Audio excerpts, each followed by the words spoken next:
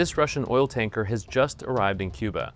It's the country's first oil shipment in more than 2 months, and a relief from President Trump's oil blockade. If a country wants to send some oil into Cuba right now, I have no problem with it. But the White House says its policy hasn't changed. And the tanker's 730,000 barrels of crude oil will not solve the energy crisis in Cuba, where people have endured 7 island-wide blackouts in the last year and a half alone. Here's why Cuba's energy grid keeps failing, and how the US blockade has only made things worse. Cuba's finished. They have a bad regime. They have very bad and corrupt leadership.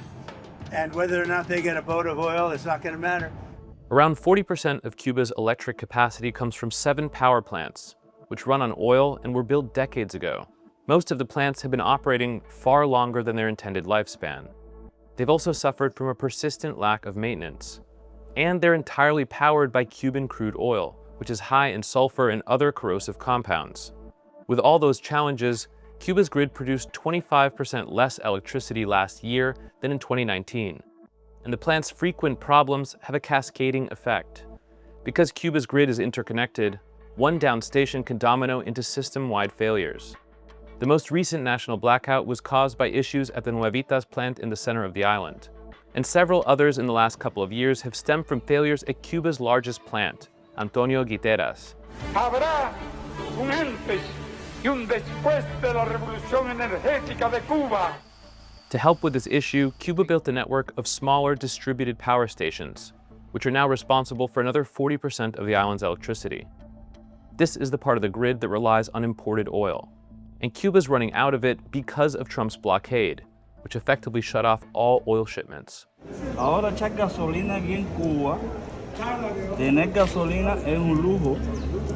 Even though the blockade hasn't caused the island-wide blackouts, it has worsened their impact by limiting Cuba's use of its smaller power stations. And less power generation and a complete lack of diesel have had a crippling effect on daily life. Hours-long power cuts are scheduled daily.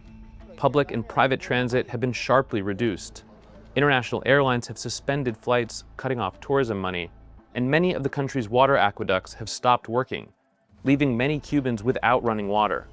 It's a non-functional economy. It's an economy that has survived. That revolution, it's not even a revolution, that thing they have, has survived on subsidies from the Soviet Union and now from Venezuela. They don't get subsidies anymore, so they're in a lot of trouble. Cuba produces enough local crude to power their larger plants indefinitely, but it hasn't developed a meaningful renewable sector, and everything else runs on imported oil. Any new oil shipments will help, but not right away. Transporting the oil to refineries and then processing it into diesel, gasoline, and fuel oil could take a month, and then it has to be trucked all around the island. Meanwhile, Cuba's state-run electric utility is reporting massive deficits every day.